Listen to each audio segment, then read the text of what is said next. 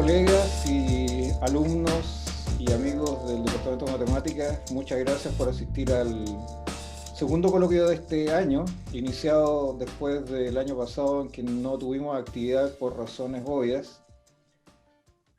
Hoy día tenemos como invitado al doctor Roberto Díaz Martínez, que es del Departamento de Matemáticas, académico del Departamento de Matemáticas de la Universidad de la Católica del Norte, quien estuvo también con nosotros el año 2019 en el COMCA, según recuerdo, y nos va a brindar su charla sobre ciertos problemas inversos asociados a la teoría de matrices y aplicaciones. Roberto, el público es tuyo. Adelante, por favor, con tu coloquio. Ok, bueno, buenas tardes. ¿Se escucha bien? ¿Me escuchan? Perfecto. Ya. Bueno, lo primero que quiero hacer es agradecer a Marco por permitirme participar del coloquio de su departamento y a ustedes que están presentes. Muchas gracias. Bueno, lo que quiero hablar hoy consiste de 3 problemas en los cuales he estado involucrado durante mi formación académica, tanto de magíster, doctorado, como un postdoc que hice igual. Y quiero mostrar un poco la relación de estos problemas. Entonces, la charla la he dividido en 3 sesiones. La primera sesión es relacionado a un problema inverso autovalor para matrices no negativas. ¿Okay? Aquí voy a mostrar un poco la visión general del problema y lo que se sabe, lo que está hecho. ¿Okay? En la segunda parte voy a mostrar un problema asociado a los divisores elementales. ¿Okay? Se conoce como el problema de los divisores, el problema inverso de los divisores elementales para matrices no negativas. Y finalmente, como aplicación de estos problemas, voy a introducir un poco un problema en el cual estoy trabajando actualmente, que es un problema inverso autovalor, pero para grafos. ¿Ok? Bueno, algo de preliminares sobre el problema es lo siguiente. Una matriz de orden n se dice no negativa si cada una de sus entradas es no negativa. ¿Ok? Esto vale para todas las entradas de la matriz. Y yo voy a usar la notación, esta que se ve aquí, a mayor o igual que 0, para denotar que la matriz es no negativa. ¿Ok? Bueno, cuando existe una matriz no negativa con un espectro lambda, al espectro lambda, que está ahí, el espectro lambda se dice que es realizable por la matriz A. ¿Ok? Y entonces reunimos el conjunto de todas las listas que son realizables y lo vamos a denotar con esta letra itálica R. ¿Okay? Entonces, ahora, ¿en qué consiste el problema inverso autovalor para matrices no negativas? ¿Qué dice ese problema? ¿O cómo surge ese problema primero? Este problema surge con una pregunta que, bueno, se planteó Kolmogorov en el año 37, donde él pregunta cuándo un número complejo es autovalor de una matriz no negativa. ¿Qué características tiene que tener? ¿Qué condiciones tienen que haber? Bueno, a día de hoy, con toda la teoría que ya se conoce sobre este problema, esta pregunta resulta ser trivial. Siempre hay una respuesta positiva. Pero lo que no es trivial es la siguiente extensión de esa pregunta, que la hizo Suleimanova 12 años después. ¿Okay? Ya no es un solo autovalor. Ahora, me dan n autovalores y el problema inverso autovalor, con las siglas NIP, aquí voy a hablar de él como NIP, pide encontrar condiciones necesarias y suficientes para garantizar la existencia de una matriz no negativa con ese espectro. ¿Ok? Este problema, como ustedes pueden ver, surge en el año 49 y es un problema extremadamente difícil. ¿Ok? Ya vamos a ver por qué. Por lo que se sabe, este problema solamente está resuelto completamente para los siguientes casos. Cuando n es igual a 3, se resolvió en el año 78. ¿Okay? Cuando el tamaño de la lista es de 4 números, también se resolvió, pero miren la diferencia. Ya habían pasado 20 años del primer acontecimiento, digamos, así, n igual a 3, después n igual a 4, 20 años para resolver el caso n igual a 4. Y posteriormente, en el año 2007, también unos colegas de España resolvieron el problema usando teoría espectral de grafos. ¿Ok? Y finalmente, el caso cuando n es igual a 5, es decir, cuando tengo 5 números complejos, ¿okay?, con ciertas condiciones, pero además de eso, que la suma de ellos sea 0. ¿Okay? Para ese caso, está resuelto el problema inverso NIP. Esto se resolvió en el año 99. Uno esperaría que esta condición de traza 0 nos permitiera demostrar el caso general cuando la suma es positiva, por ejemplo. Obviamente la suma no puede ser negativa porque queremos una matriz no negativa.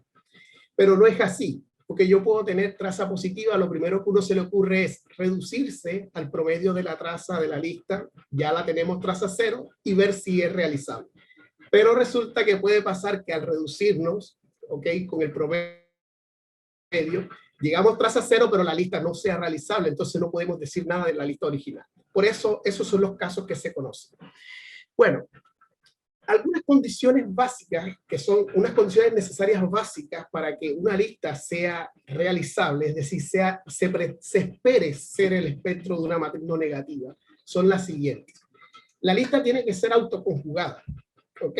Obviamente tiene que ser autoconjugada porque si se espera que la matriz sea no negativa, entonces el polinomio característico asociado a esta matriz va a tener coeficientes reales y por tanto, si un autovalor z complejo es raíz, su conjugado va a ser. Bueno, otra condición que surge de la teoría de Perron-Frobenius es que el autovalor maximal sea un autovalor. Es decir, el máximo de todos los autovalores tiene que ser un autovalor de la lista. ¿Okay? Tiene que ser un elemento de la lista. También se tiene que cumplir esta condición necesaria 3, que se conoce en la literatura como el késimo momento. ¿Okay? Todas las sumas de las potencias késimas de los autovalores tienen que ser no negativos. Bueno, después surge una desigualdad que no es tan trivial. Esto tiene que valerse para cualquier par de elementos naturales. Esta propiedad se dio en... Lo siento un momento. ¿Qué pasó? Ya. Esto surge en el año 78. ¿Okay? Los autores, cuando resuelven el caso 3, dan esta propiedad. Y la propiedad 5, que es un refinamiento de la propiedad 4, también es una condición necesaria. ¿Okay? Es mucho más fácil de chequear que la 4. Pero resulta que todas esas condiciones son independientes. Y hay un ejemplo que se conoce en la literatura y es el siguiente. Esta lista de 5 números satisface las condiciones del 1 al cuadro, pero no satisface las 5. Por tanto, por ser condiciones necesarias, inmediatamente uno la descarta. No puede ser nunca el espectro de una matriz no negativa. ¿Okay? Bueno, las condiciones necesarias son importantes porque cuando falla, uno puede inmediatamente decir no lo es. Pero si se cumple, no podemos decir nada. ¿Ok? Entonces, bueno, esa es la dificultad de las condiciones necesarias. Bueno, para este problema NIP hay varios problemas o subproblemas asociados. Por ejemplo, cuando yo me restringo a listas que son yacen completamente en la recta real, se conoce el NIP, problema inverso se conoce como el RNIP. ¿Ok? Porque aquí estamos solamente en la recta real. Ese problema está abierto para n mayor o igual que 5. Permanece abierto. Y también surge otro problema que se conoce como el SNIP, que ahora lo que se pide es que la matriz solución sea simétrica. ¿Ok? Entonces, claramente resolver este problema, SNIP, implica resolver el RNIP, porque el SNIP yo tengo que restringirme obviamente a autovalores reales, porque obviamente las matrices simétricas, su espectro yace en la recta real. Entonces, por eso el SNIP contiene al RNIP, y estos problemas son equivalentes para n menor o igual que 4, pero son diferentes para n más grande que 4. A partir de 5 ellos son diferentes y permanecen abiertos. ¿Okay? Los trabajos donde está contenido estos resultados, aquí es uno del año 96 y en ese mismo año se da el hecho de que ellos son diferentes. ¿Bien? Bueno, por supuesto que el problema que nos compete en esta primera sesión, que es el NIP, también es un problema abierto a partir de n mayor o igual que 5. Sin embargo, para este problema hay una cantidad de condiciones suficientes conocidas en la literatura. Pero mirándolo en el contexto del plano, el resultado más remarcable o más destacable en este problema es el siguiente. Es este teorema que dieron los autores en el año 2006, que dice, siempre que yo tenga una lista de números complejos, donde el lambda 1 se considera el autovalor maximal, que es mayor o igual que el máximo de todos los demás autovalores, donde los demás autovalores yacen o se encuentran en esta región H, ya voy a decidir cuál es esa región H, entonces esa lista es realizable, es decir, es el espectro de una matriz no negativa, sí, solo si S1 de lambda, que es justamente la suma de ellos, es no negativo, S2 de lambda, que es la suma de los cuadrados, es no negativo, y se cumple esta tercera propiedad, que el cuadrado de S1 es menor o igual que n veces S2. Resulta que esto es una condición necesaria y suficiente, es bastante fuerte, bastante potente, y la región H es justamente esa región que está aquí. ¿Ok? Solamente tengo a lambda 1 en el eje positivo, y todos los demás autovalores yacen en esta región sombreada de color rojo claro, digamos. Entonces, claramente conocer el autovalor lambda 1 me da el disco, aquí la grafiqué así, pero realmente el lambda 1 domina todo porque yo trazo el círculo de radio lambda 1 y todos los autovalores tienen que estar en ese círculo. ¿Ok? Entonces, es destacable porque a partir del 2006, todo lo que ha surgido son puras condiciones suficientes. No se sabe más nada, no se ha podido resolver completamente el problema en otra región, no se tiene más información. Bueno, teniendo en cuenta esa dificultad, surgen los siguientes resultados. En busca de avanzar hacia nuevas soluciones, surgen estos resultados que son resultados de perturbación. Si yo tengo una lista que es realizable, entonces yo puedo perturbar cualquier autovalor que sea real, y lambda 2 es real cualquiera, yo lo puedo perturbar sumándole t o restándole t, pero con el compromiso de que el lambda 1, el autovalor maximal, también se modifique o se perturbe con un valor t. Eso es lo que hay que hacer. Esto es lo que hay que hacer en ambas listas, ¿ok? Entonces, por ejemplo, uno puede notar que en la segunda lista la traza no varía. Para cualquier t, la traza sigue siendo la misma traza de la lista original. Mas, sin embargo, para la primerita, cuando perturbamos de forma positiva, la traza aumenta 2t. En este paper, el autor genera dos preguntas, ¿ok? Y esas dos preguntas, la primera es la siguiente. Si la lista se parte, o sea, si la lista inicialmente es realizable por una matriz simétrica, ¿será que las resultantes también son realizables por simétricas? Ese problema está abierto. Es un problema realmente difícil con esa estructura. Esa pregunta no se ha podido resolver hasta ahora. Y la segunda pregunta es, ¿será que existe una versión similar a esta cuando lambda 2 es complejo? ¿Se puede perturbar autovalores complejos? Sí, la respuesta es positiva y se perturba de la siguiente manera. Se perturba así. ¿Qué pasó? Así está. Claramente, si yo pretendo perturbar un autovalor, también tengo que perturbar su conjugado. ¿Ok? Y fíjense ustedes, cuando se perturba la parte real con más t y más t, el autovalor maximal lambda 1 debe perturbarse con 4t. Mientras que cuando se resta menos y menos, el autovalor maximal se debe perturbar con 2t. Es extraño, porque en la primera aumento la traza, aumento la positividad, y aún así tengo que tomar a lambda 1 más grande. Mientras que cuando la traza se achica, fíjense aquí la traza no varía, porque la traza sigue siendo la misma siempre. Sumo menos 2t y sumo 2t al lambda 1. Entonces, el autor pregunta si el 4t que está aquí multiplicando se puede achicar. Y esa es una pregunta que también está algo abierta ahí. Bueno, estos dos resultados, el teorema 1.2 sirvió para elaborar mi trabajo de tesis, porque, bueno, construí mi tesis de magíster con este resultado y respondí parcialmente la pregunta para el caso simétrico para cierto tipo de lista. ¿Okay? Por eso quise exhibirlo acá. Bueno, ahora para continuar voy a entrar al segundo problema, que es el siguiente. Este problema es un poco más complejo que el primero y consiste en el problema de los divisores elementales, caso no negativo. ¿Por qué? Mire, siempre que nosotros tenemos una matriz de orden n, compleja, cualquiera, con entradas complejas, cualquiera, yo siempre puedo encontrar una matriz no singular, de tal manera que al hacer esta multiplicación, me genere la forma canónica de Jordan de la matriz. ¿Okay? Los bloques que aparecen en esta diagonal, en estas diagonales son de esta forma, en esta suma directa. Son bloques que están en la diagonal principal. Entonces, esos bloques son de esta forma como están exhibidos ahí. El polinomio característico de esos bloques, obviamente, es lambda menos lambda i elevado a la n sub i, porque estos bloques son de tamaño n sub i. Esos polinomios característicos son llamados los divisores elementales.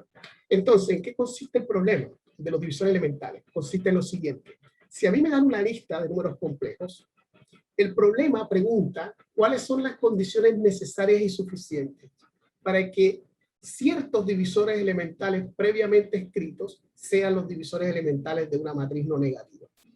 Este problema también permanece abierto y es un problema muy complejo. Voy a mostrar algunos avances sobre él. No sin antes decir lo siguiente. En la actualidad, este problema se conoce como el problema de la realizabilidad universal, porque, bueno, si en el primer contexto nosotros solamente investigamos realizabilidad, acá ahora necesitamos para cada estructura una matriz que realice. Entonces, por eso surge la palabra universalmente realizable. El conjunto de listas universalmente realizables lo voy a denotar aquí como UR. ¿Okay? Son todas las listas que son universalmente realizables. ¿Qué significa eso? Para cada configuración de Jordan permitida por la lista, existe una matriz no negativa con esa configuración.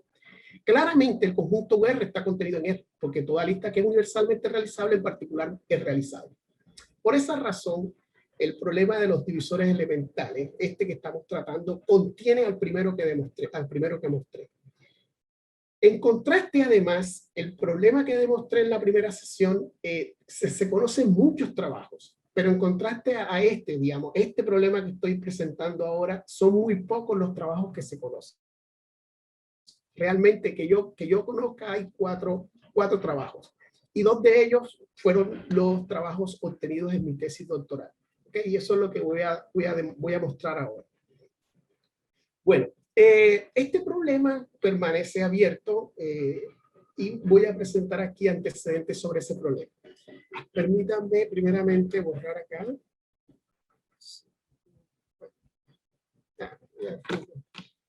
El primer trabajo conocido acerca de este problema es debido a Henry Min, que lo presentó en el año 81. ¿Okay? ¿Y qué dice este problema? ¿Qué dice este teorema? Dice, si yo tengo una matriz que es positiva y diagonalizable, ¿qué significa eso? Que su forma canónica de Jordan tiene estructura diagonal. ¿Okay? Entonces yo siempre puedo encontrarme una matriz positiva que es coespectral a esa matriz que me dan y con cualquier forma de Jordan que yo desee. Con la condición de que los divisores elementales asociados a autovalores complejos aparezcan en pares conjugados. ¿Qué quiere decir eso? Si yo tengo un autovalor A más BI, o sea, complejo, con un bloque de tamaño 10, su complejo conjugado A menos BI también tiene que tener un bloque de Jordan de tamaño 10. ¿Okay? Eso es lo que significa esa frase. Bueno, quiero destacar aquí en este teorema que el autor en este paper pregunta si la condición de ser positiva y diagonalizable se puede relajar. Y realmente desde que surge esa pregunta no se ha podido responder. Se han dado avances parciales, por ejemplo, permitir que se permite que A tenga algunas entradas 0 en posiciones estratégicas, pero de ahí en más no se ha podido relajar completamente esta relación. Y la situación es la siguiente, la demostración que él hace es la siguiente. Resulta que cuando pasa esto de que hayan divisores elementales correspondientes a autovalores no reales que surgen como pares conjugados, la matriz S de similaridad tiene todas sus entradas reales. ¿Okay? Esto no siempre es verdad, pero con esa condición la matriz de similaridad se puede demostrar que tiene todas sus entradas reales. Entonces, como la matriz inicial es positiva y la D que está ahí en la mitad es diagonal, entonces yo considero una matriz E que tenga unos en las posiciones indicadas para pegar los bloques.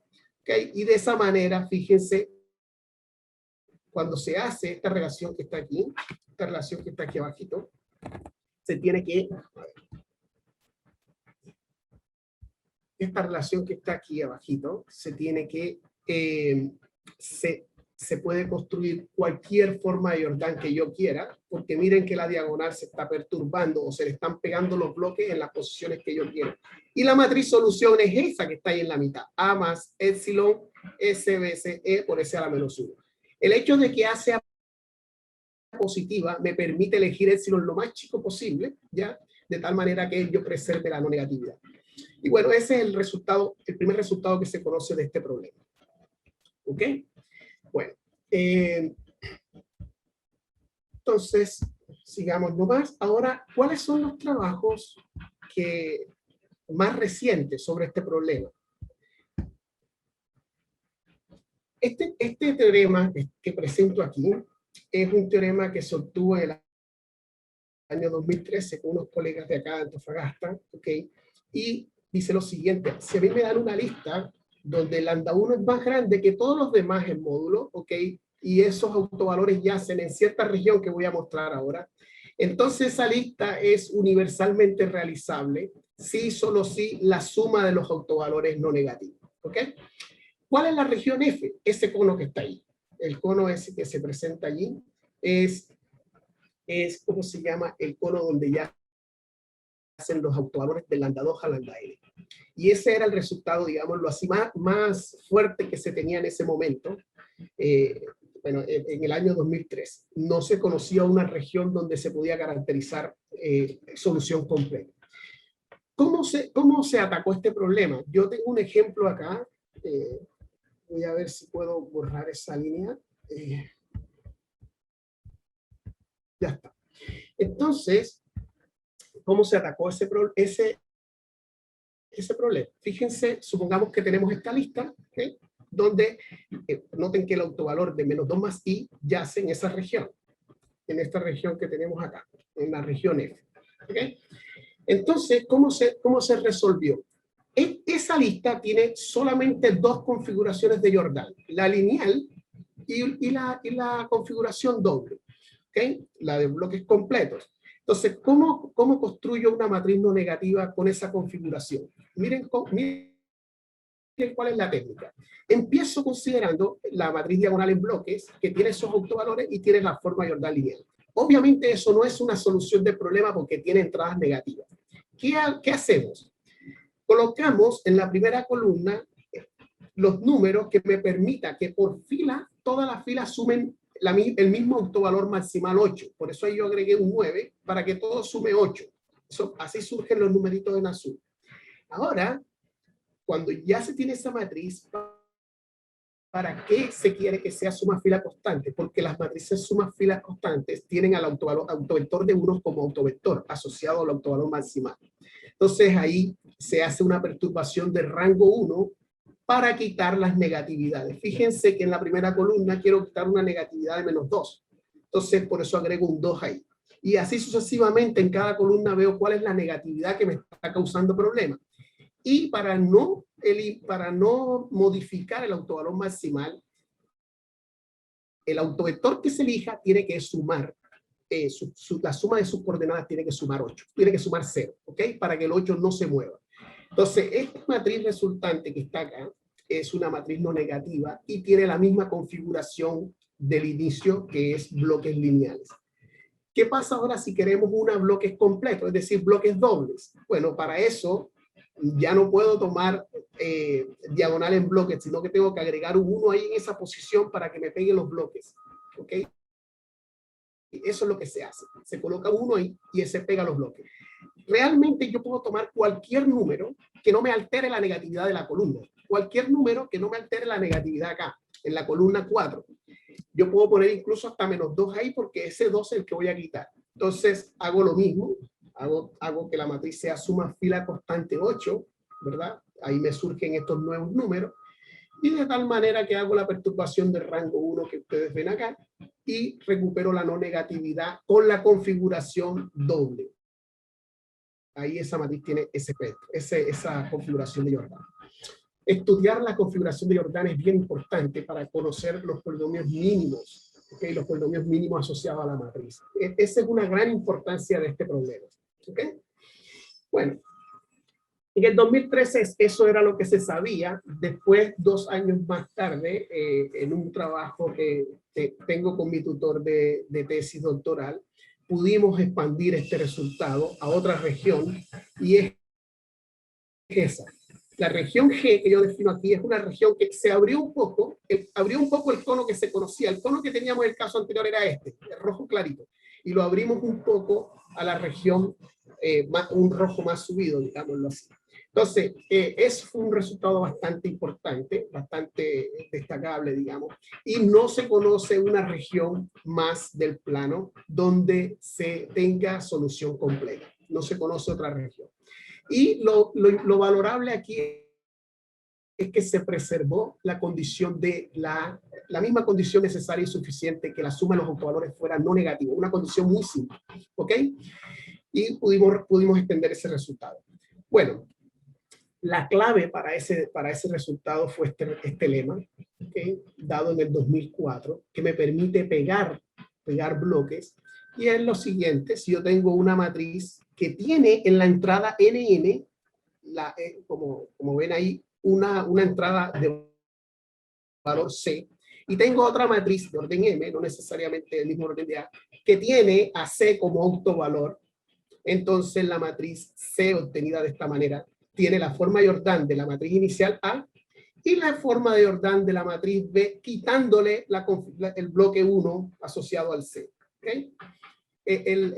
Estos vectores T traspuesto y S son vectores asociados a la matriz B y B traspuesta, ¿okay? De tal manera que el producto de ellos es 1.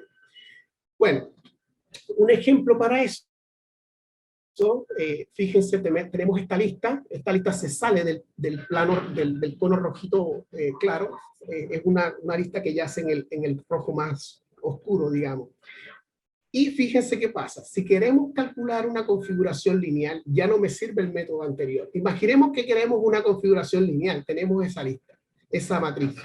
Si yo quiero quitar las negatividades, fíjense, en la primera columna, o sea, en la última columna, perdón, tengo que quitar una negatividad -2. En la penúltima, una -3. Cuando yo quite todas las negatividades que aparecen, tengo que sumar una cantidad 10. Pero cuando ya reste 10 en la primera columna, que es donde uno suele cargar la negatividad, ya el 8 y el 7 que figuran ahí, ya van a introducir una negatividad. No se puede. Entonces, el método surge con el lema anterior, y es de la siguiente manera: la lista original se parte en dos sublistas, donde el 4 que está ahí en color rojo es justamente la entrada 3,3 de la matriz solución, ¿ok? Y que obedece a la traza de la lista anterior. Fíjense, esta lista 8 menos 2 más menos 3i tiene traza 4. Cuando yo la sumo, tiene traza 4, que es el 4 que agrego ahí. Entonces, con ese lema yo puedo pegar estas dos matrices y voy a tener la configuración lineal, ¿ya? Y es esa matriz que está ahí. Esa es la matriz de CA, usando ese lema. Entonces, ese lema que propuso esa Smigo, se llama ella, en el 2004, era para resolver el problema que presenté en la primera sesión en el cono este rojo que está acá. Pero yo me di cuenta que realmente podíamos resolver el de la realizabilidad universal, no solamente el de la realizabilidad. Entonces fue más fuerte, digamos, el resultado nuestro, digámoslo así. Bueno, y si queremos una configuración doble, simplemente aquí se considera la matriz canónica, la matriz compañera, y la matriz compañera surge simplemente encontrando el polinomio característico o sea, que tiene esas raíces. El polinomio característico es ese, y un hecho bien importante acá es que para listas que están en el semiplano, los coeficientes son negativos. Por tanto, cuando yo tomo esa información a la matriz compañera, resulta que la matriz compañera es no negativa y tiene ese espectro. Y además las matrices compañeras tienen bloques completos, ¿ok? Ya, entonces esa es la manera que se atacó el problema y se pudo resolver completamente el problema ahí. Bueno, ese es lo que tenía preparado para la primera y segunda sesión. Finalmente, en esta sesión de teoría espectral de grafos, que es una teoría de muchas aplicaciones, surgen muchas variedades. Bueno, yo reconozco que el año pasado encontré un paper en el cual me tomó por sorpresa porque se usa justamente este lema, el cual me ayudó para resolver completamente el problema que acabamos de ver en ese cono que mostré. Pero ahora se está usando acá y ha permitido avanzar en un problema que tiene harto tiempo sin solución. De hecho, muchos científicos miraron este problema como un problema intratable. No había forma de avanzar en él. Antes de introducir ese problema, quiero definir lo que es un grafo. ¿Okay? ¿Qué es un grafo? Quizás algunos sepan lo que es un grafo acá.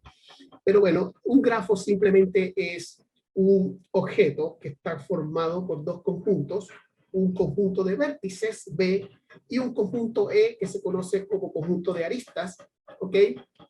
Donde nosotros vamos a considerar que el conjunto de vértices tiene cardinalidad finita, ¿ya? En esta parte de esta charla, yo solamente voy a considerar grafos que son simples y no dirigidos. ¿Qué significa eso? Grafos así, que son grafos bien suaves de tratar, ¿ok? ¿Y qué significa que sea simple? Que no permita este tipo de situación, que no permita aristas múltiples, ¿ok? Que no permita aristas múltiples, que no permita loop, es decir, que un vértice no se conecte consigo mismo. Eso significa ser simple. ¿Y qué significa que sea no dirigido? Es decir, que sus aristas no permitan esto, no permitan dirección. Porque al momento que permite dirección se pierde la simetría, ¿ok? Porque ir de 1 a 2 es lo mismo que ir de 2 a 1. Pero si yo le pongo dirección, estoy diciendo que voy de 1 a 2, pero no regreso a 1. Entonces ahí se pierde la simetría en matrices que están asociadas a grafos, que es lo que voy a introducir ahora. Entonces, siempre que a mí me dan un grafo, yo tengo una matriz bien principal asociada al grafo, que es conocido como la matriz adyacencia. ¿Ok? La matriz adyacencia de un grafo es la matriz de ceros y unos, ¿okay? Donde el 1 figura siempre que la posición IJ o los vértices IJ estén conectados, haya una arista entre ellos. Y es 0 en otro caso. Por ejemplo, un ejemplo que va a visualizar esto es el siguiente grafo. Ese grafo que está ahí, esa es su matriz de adyacencia. Fíjense, el 1 se conecta con el 2, por eso en la posición 1, 2 hay un 1. Pero ya el 1 no se conecta con más nadie, por eso el resto se completa con 0. Esa es la matriz de adyacencia asociada a ese grafo. ¿Ok? Bien. Ahora, el problema que voy a presentar es lo siguiente. Fíjense ustedes que la matriz de adyacencia me genera a mí un patrón de ceros. ¿Okay? Entonces, ¿cuándo yo puedo garantizar que puedo encontrar una matriz con cierto patrón de cero asociado a un grafo dado? ¿Qué característica tiene que tener el espectro de esa matriz? Vamos, eso es lo que consiste el problema. Entonces, antes de introducir el problema necesito esta definición. ¿Qué es el grafo de una matriz? El grafo de una matriz.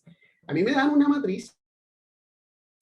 Aquí este símbolo S sub NR es el espacio de las matrices simétricas de orden N con entradas reales. El grafo de esa matriz dada es el grafo que tiene vértices, tiene N vértices, y sus aristas se forman donde la matriz A tenga entradas distintas de 0, siempre que I sea distinta de J. ¿Okay? De esa manera yo reconstruyo el grafo asociado a esa matriz. En esta definición hay que notar que no hay restricción sobre las entradas diagonales de la matriz, ¿okay? Para determinar su grafo. Ejemplo, fíjense, este grafo que está aquí tiene esa matriz con ese patrón de ceros. ¿Por qué aquí en la entrada 1, 4 y 2, 4 aparecen 0? Porque noten que el 1 no se conecta ni con el 4 y el 2 tampoco se conecta con el 4. Por eso aquí figura 1, 0. Entonces, todas las matrices de esta forma tienen a ese grafo como grafo representativo, digámoslo así.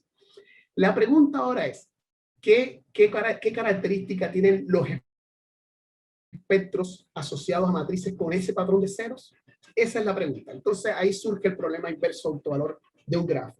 Entonces, más precisamente, ¿qué consiste el problema? A mí me dan un grafo, ya con ese grafo yo sé cuál es el patrón de ceros, me construyo el espacio, el conjunto S sub G con todas las matrices que son simétricas, cuyo grafo es ese grafo dado. Entonces me preguntan qué característica o cuál el problema de caracterizar todas las listas. Obviamente tiene que ser listas que sean reales, porque estoy hablando de matrices simétricas, ¿ok? ¿Qué características tienen que cumplir todas las listas, que ya hacen en R, para hacer el espectro de una matriz en ese conjunto S sub G? ¿Ok? Es precisamente eso lo que estudia el problema inverso autovalor de un grafo. Entonces, dado un grafo, miro cuál es la configuración o el patrón de ceros que tiene, y entonces, para esas matrices con esa configuración de ceros, ¿qué espectro satisfacen eso? Bueno, es un problema muy complejo, muy difícil. Realmente, como les decía, son muy pocos los trabajos que se conocen donde dan solución completa a este problema. Yo los tengo preparados acá. Y este problema inverso de autovalor para un grafo es motivado de la teoría de vibraciones. Y básicamente mi intención con esta charla era, si alguno tiene conocimiento de la teoría de vibraciones o conoce un poco más acerca de este problema clásico de Sturm-Liouville, bueno, bienvenido sería para mí poder un poco charlar acerca de esto. Pero este problema de inverso autovalor, que ya tengo algo de conocimiento de él, es motivado de la teoría de vibraciones y realmente cuando se estudia las vibraciones de una cuerda, realmente caemos en ese problema inverso de Sturm-Liouville. Lo voy a presentar ahora cuando veamos los casos en los cuales este problema inverso está resuelto. ¿Okay? Entonces, ese problema ha sido resuelto solo para una cantidad o un puñado de familias de grafos. ¿Qué grafos satisfacen este problema? O se sabe que satisfacen. Los caminos. Eso es un camino, ¿ok? Ese es un camino. Bueno, los caminos tienen la particularidad de que su matriz asociada debe tener esta configuración. Es una matriz, bueno, estas matrices se conocen en la literatura como matrices de Jacobi, ¿ok? Y ese es su patrón de cero, digamos. Bueno, este problema fue estudiado en el año 74, fue un primer resultado acerca de ese problema, ¿ya? Y realmente se generó una sucesión de trabajos, casi que de los mismos autores, donde resuelven el problema inverso de autovalor para matrices de Jacobi y por consiguiente resuelven el problema inverso para caminos, ¿vale? También se conoce ese problema. Bueno, fíjense, cuando el grafo es un camino, el problema inverso corresponde a una discretización del problema que les comentaba del problema inverso de Sturm-Liouville, ¿ok? Para la cuerda. Y conduce al estudio clásico del problema inverso de autovalores para matrices de Jacobi, que son de esa forma como le estoy presentando ahí. ¿Ok? Bueno, un libro muy interesante sobre problemas inversos está reseñado aquí abajo. ¿Okay? Trata sobre puros problemas inversos y ahí está este problema de discretización de Sturm-Liouville. Y lo estoy estudiando porque me da la impresión de que me puede dar alguna información para ampliar un poco la gama o las familias que se conocen. Bueno, ¿qué otras familias se conocen? Los ciclos. Los ciclos también han sido resueltos ya. Y simplemente el ciclo es un caso aquí, porque los ciclos, ¿qué es? Es un camino para el cual se ha conectado el vértice 1 con el vértice n, se ha trazado una arista. Entonces, ¿qué significa eso? Que la entrada 1n, que para el camino es 0, ahí ya no va a ser 0. ¿Ok? Entonces se tiene esa matriz se conoce como matriz de Jacobi periódica. también se resolvió el problema inverso autovalor para esas matrices. Por tanto, el problema inverso para grafos está resuelto para ciclos. También se resolvió para grafos que son árboles. Esos son los árboles. Los árboles son grafos conectados. Significa que cada uno de sus vértices siempre tiene un vecino, ¿ok? Pero lo que no puede pasar es que hayan ciclos. ¿Qué significa eso? Si yo paso una arista entre el vértice 11 y el vértice 12, se me forma un ciclo allí de orden 3 y ya no es un árbol. No pueden haber ciclos dentro del árbol. Eso caracteriza a los árboles.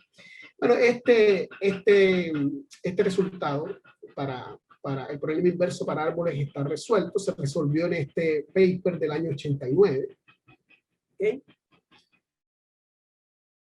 También se resolvió para grafos conectados, que es un grafo donde cada par de vértices está conectado, tiene un camino que los une. Se resolvió para grafos completos. Los grafos completos es que todo vértice tiene por vecino a todos los demás vértices, como se puede ver ahí. Este es el grafo casu 7. Los grafos completos se denotan con casu n. Y también se resolvió completamente el problema para grafos pequeños de tamaño hasta 5 vértices. La situación es que cada una de estas estructuras, su demostración pasó por este problema. ¿Okay? Y ese problema es justamente lo que está diciendo es que si yo tengo un espectro de n autovalores que están intercalados con otros autovalores μ1 hasta μn-1, la pregunta es, ¿existe una matriz con esos autovalores? Y de tal manera que cuando yo elimino la posición, la fila yésima y columna yésima tenga los autovalores μ-i's, esa es la pregunta. Entonces, con ese problema se resolvieron esto. Pero la situación es que se dio respuesta a estas estructuras siempre y cuando las desigualdades son estrictas. ¿Ok? Y entonces se preguntó, ¿y qué pasa si hay repeticiones? Bueno, si hay repeticiones, se ha resuelto para estas estructuras estrellas generalizadas. Esas son estrellas generalizadas. Estrellas doblemente generalizadas, que es pegar las estrellas anteriores por sus vértices centrales. ¿Okay? Y finalmente, para estos grafos que se llaman grafos Lulipov, que son de esta forma, o estos. ¿Okay? Pero, sorprendentemente, estos grafos, que fue el trabajo que me encontré ahora en diciembre de 2020, el año pasado, usó este teorema, este lema, que es el lema justamente que usé para resolver el problema de los divisores elementales en el caso, problema 2 que probé. Pero aquí con la condición de que todo está en caso simétrico, por tanto B y B traspuesta es la misma matriz, ¿ok? Y T y S son el mismo autovector, pero normalizado. Bueno, teniendo en cuenta ese lema, yo me pregunté, ya, ¿y habrán otras estructuras que permitan resolver este problema? Parece ser que sí, y la estructura que yo voy a proponer acá para cerrar la charla es los grafos que tienen clúster. ¿Qué es un grafo que tiene un clúster? Es un grafo para el cual dentro de su configuración hay un par de subconjuntos, donde C es un conjunto maximal de vértices independientes. ¿Qué significa? Que ellos no se conectan entre sí. Y la característica importante que tienen es que se conectan a un conjunto, ¿cómo se llama? Al mismo conjunto. Tienen el mismo conjunto de vecinos. Por ejemplo, este es un ejemplo. El 1, el 2, el 3 y el 4 son independientes. Ellos no se conectan. Pero tienen la gracia de que todos se van a conectar al 5 y al 6. Entonces, el 5 y el 6 me forma el conjunto S, mientras que C es el conjunto de vértices independientes. Ese grafo G tiene un clúster. ¿Ok? Para ese grafo yo voy a demostrar que el problema puede tener una solución con un ejemplo y voy a usar este problema, está acá, este problema. ¿Ok? Me voy a tomar dos listas. ¿Okay? Una va a ser el espectro y otra va a intercalar, no propiamente, o sea, no estrictamente, puede haber repeticiones y aún así hay respuesta. Con eso cierro la charla. Por ejemplo, ahí tenemos ese grafo y me dan esta lista. Fíjense que ahí hay repeticiones de autovalores. Entonces yo me pregunto, ¿existe una matriz con ese grafo como representante? Y de tal manera que cuando yo a esa matriz le elimine la última fila y última columna, tenga esas entradas diagonales, ¿será que se puede construir? Y la respuesta es sí, es posible. una matriz C que pertenezca a este conjunto S sub E tiene que tener esta configuración. Los ceros solamente son permitidos ahí donde ustedes los ven, porque el 1, el 2 y el 3 y el 4 no se conectan. ¿Por qué quise traer acá este ejemplo? Porque este ejemplo no pertenece a ninguna de las familias donde ya se conoce que el problema está resuelto. Es un grafo de tamaño 6, el problema está resuelto hasta grafos de tamaño 5, entonces ya eso empieza a generar bastante motivación. Este grafo, repito, no pertenece a ninguna de esas familias. Y con ese lema, que bueno, yo sé usarlo bastante bien, pude demostrar que eso es construible, una matriz con ese grafo. Y la idea fue esta, particionar la lista en dos, ¿okay? Construir estas matrices que son simétricas y luego las pegué, luego las pego, ¿okay? Con el lema, teniendo en cuenta el lema, y fíjense que encontré una matriz con la configuración o el patrón de ceros deseado, ¿okay? Todo lo demás se conecta. Esa matriz que está exhibida ahí tiene a ese grafo como su representante, ¿ok? Y tiene el espectro que se deseaba, tiene este espectro, que está aquí 5, 1, 1, menos 3, ¿ok? Perdón, no, tiene el espectro 5, 1, 1, repetido 3 veces, menos 3 y menos 3. Y cuando yo elimino la última fila, la última columna, tengo las entradas diagonales deseadas, estas, 1, 1, 1, 1, menos 1, eliminando la última fila, última columna. ¿Okay? Entonces aquí para cerrar digo, note además que estos conjuntos, o sea que los conjuntos que es el espectro y las entradas diagonales satisfacen la condición dada en el problema 3.1. Hay intercalamiento pero no es estricto, porque los autovalores, o sea, el intercalamiento permite repetición. ¿Ok? Entonces da la impresión de que esa estructura de grafos con clúster van a dar respuesta positiva al problema. Y sería bien interesante porque, bueno, se empezarían a generar nuevas familias con respuesta positiva al problema. Y bueno, eso era lo que tenía preparado para la charla. Espero no haberme pasado y muchas gracias por su atención. No te preocupes, Roberto, está excelente. No sé si hay comentarios ahora, preguntas.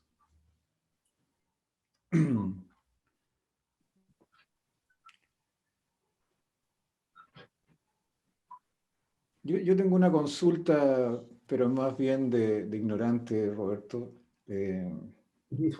Soy un experto en grafo y cuando uno quiere buscar, por ejemplo, el camino hamiltoniano entre dos puntos en un grafo, suponte que tengo ese problema, quiero ir de un punto a otro del grafo, y tienen asignados pesos los vínculos, no los vínculos, sino que las distancias, sí, las aristas. Elementos. Sí, tú le asignas un peso, sí, y eso te da al final un camino hamiltoniano, el de menor sumas todas las energías, los pesos, como quieras llamarle, y te da el mínimo. Ya.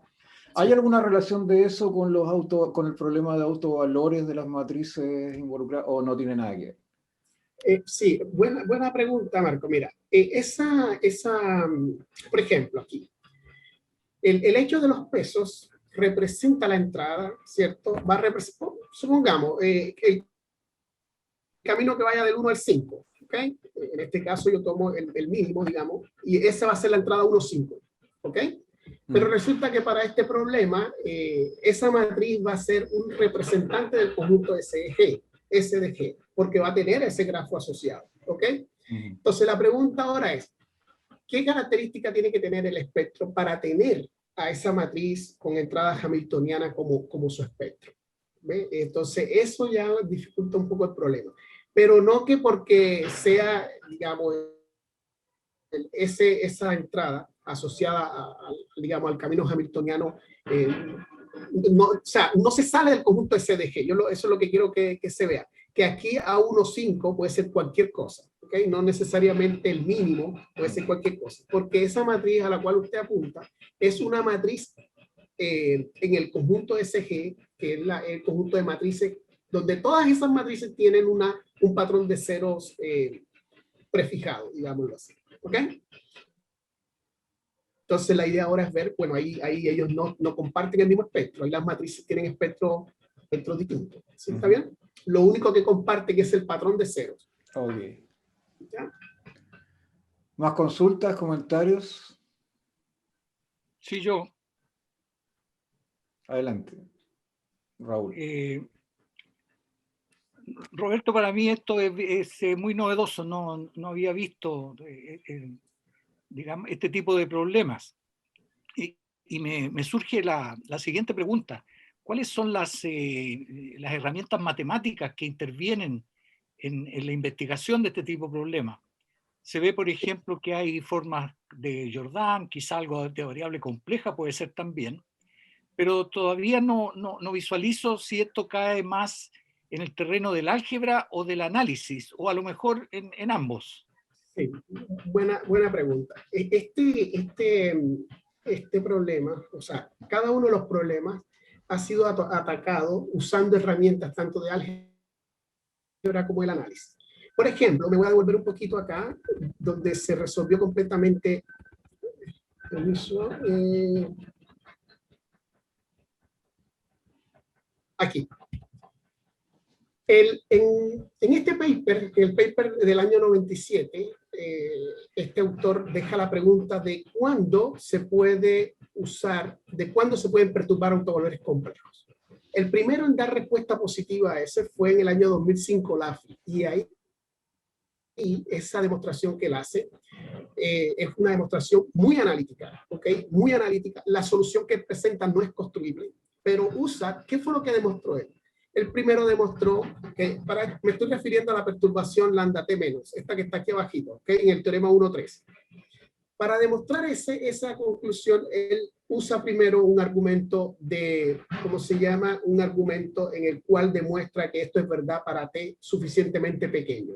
Y luego amplía a través de un argumento de compacidad para todo t positivo, ¿ok? Entonces ahí usó un argumento propiamente analítico. Más sin embargo, 2 años después, el mismo autor que había generado la pregunta responde el mismo problema, lo responde, pero ahora de forma constructiva. Ahí sí hizo una demostración algebraica. ¿Ya? Entonces, aquí vale cualquier herramienta que sea posible aplicar, se puede aplicar. Analítica, algebraica, cualquiera. ¿Ok? Por ejemplo, un poco más en el otro problema de los divisores elementales, donde yo pude resolver el problema en esta región. Ahí yo usé, por ejemplo, un argumento de inducción matemática para demostrar, ¿okay? De forma general el algoritmo. ¿Okay? Fue un algoritmo propiamente matemático, pero usando inducción matemática, digamos. ¿Okay? Entonces, todas las herramientas que sean posibles usar, se pueden usar en estos problemas. ¿Okay? Y ahora ahora que me estoy metiendo más en este último problema de teoría espectral de grafo, veo la relación que hay en este problema de Sturluville para la cuerda. Entonces, como una motivación. De hecho, dicho sea de paso, como nosotros queremos reconstruir una matriz con cierto patrón de cero, también este problema ha sido usado en reconocimiento facial, conociendo ciertos parámetros, reconstruir el sistema. Entonces usan este tipo de ¿cómo se llama? De métodos, digamos, de reconstruir el sistema por esa vía. ¿Okay? Roberto, una cosa más. Yo trabajo en procesos estocásticos y en cadenas de Markov hay unas matrices que se conocen como matrices de transición. Son matrices no negativas. Las filas suman 1 y esa es toda la información. No sé si acaso, por ejemplo, cuando hay distribuciones invariantes, hay un valor propio igual a 1. Quizás podría ser interesante esta teoría aplicarla a este tipo de matrices. No sé si acaso tú has visto algo. Sí. Claro, es que, bueno, las matrices, eso yo lo dije un poquito acá en esta parte cuando construimos esta matriz. A ver, ahí. Por ejemplo, cuando pasamos a esta matriz, justamente ahí es para hacer la suma fila constante. Cuando se dice matrices suma fila constante, es que la suma de sus filas vale el mismo valor. Pero cuando ese valor es en particular igual a 1, es cuando surge lo que se conoce como matrices estocásticas. ¿ok? Y es ahí donde lo que usted apunta, sí.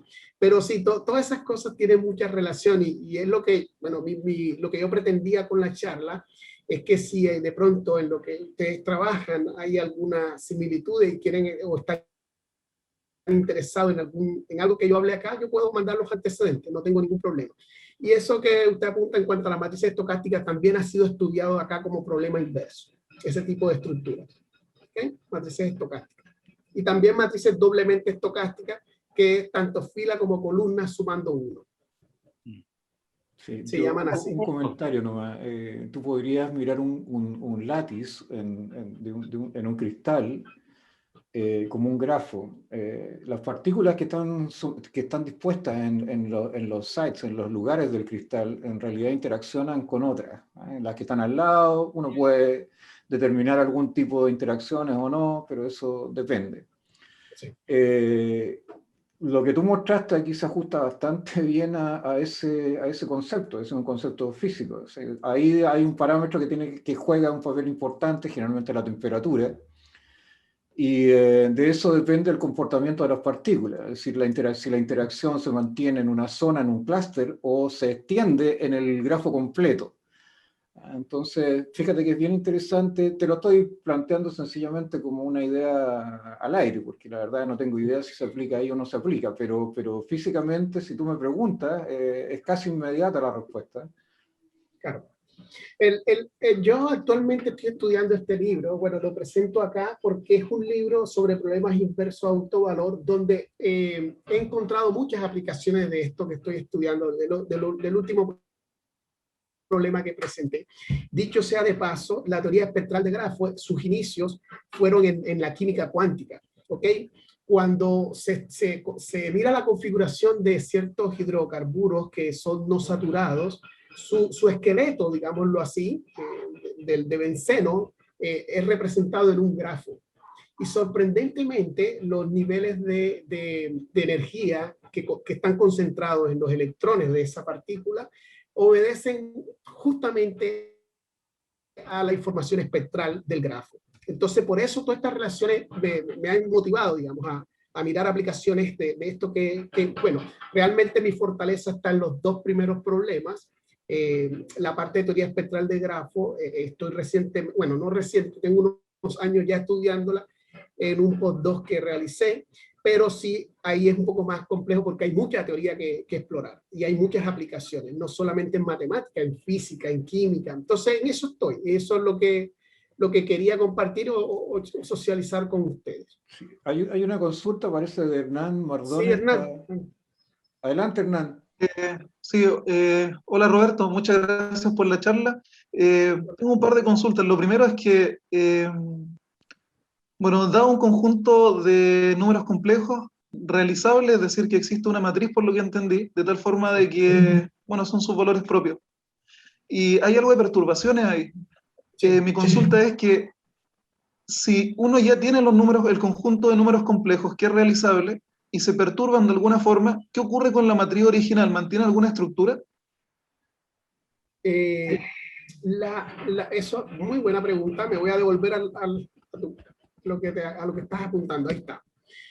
Ese teorema de perturbación es construible. El autor en este paper construye la matriz solución y la construye vía la matriz inicial. La matriz inicial obviamente tiene una modificación, pero realmente la perturbación que se da aquí es una perturbación de rango 2. ¿Okay? Entonces, pero se tiene la configuración inicial, que es la matriz con espectro lambda, más una perturbación de rango 2 y con eso recupero el espectro o tengo el espectro que quiero, el espectro perturbado.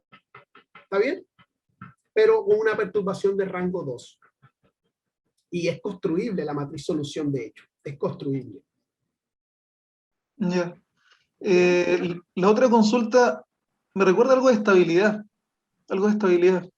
¿Ya? Por ejemplo, cuando se tiene una matriz y se tiene un sistema dinámico y se tienen estados... Se estudia la estabilidad del sistema, cómo va evolucionando. Pero aquí es como un problema inverso, es como al revés. Sí. Entonces me da la impresión es como estados de estabilidad y después como volver la historia hacia atrás, como qué matriz debería haber estado involucrada. Eso, justamente, los problemas inversos justamente estudian eso. Dada una causa, bueno, dado un efecto, digamos, ¿cuál es la causa que generó ese efecto? Justamente en eso se concentran los problemas inversos. Lo mismo, por ejemplo, cuando yo conozco una primitiva y de una función, entonces me dice, bueno, ¿cuál es la función que tiene esa primitiva? Por ejemplo, es un problema inverso simple, digamos. Entonces, bueno, es bien entretenido. Realmente a mí me entretiene mucho porque no es un problema fácil, pero las herramientas que nosotros hemos aplicado a través del tiempo son herramientas construibles. Siempre hemos permitido construir la matriz solución. Siempre. Y hay un montón de problemas abiertos, porque, por ejemplo, en este teorema 1.2 en particular, en la perturbación, si yo quiero simetría, ya no hay respuesta, o sea, hasta ahora no hay respuesta positiva a esa pregunta. Si la matriz inicial es simétrica, la perturbada es simétrica, esa pregunta no se ha podido responder. De hecho, en la actualidad estoy trabajando con otra estructura que se llama centrosimétrica con unos colegas y parece ser que esa sí nos va a dar respuesta positiva. ¿Ya? Eso. ¿No hay más consultas? No sé si hay otra pregunta. ¿No? Bueno, queremos agradecerte, Roberto, por tu gentileza al brindarnos esta charla hoy día, muy ilustrativa y muy buena por lo demás. Te agradezco mucho, muy pedagógica para nosotros, para mí que no estoy en el tema, pero me ha sido muy profunda y muy bien planteada. Te quiero agradecer de nuevo en nombre del Departamento de Matemáticas. No sé si todos tienen sus micrófonos abiertos. Deberíamos brindarle un aplauso a Roberto.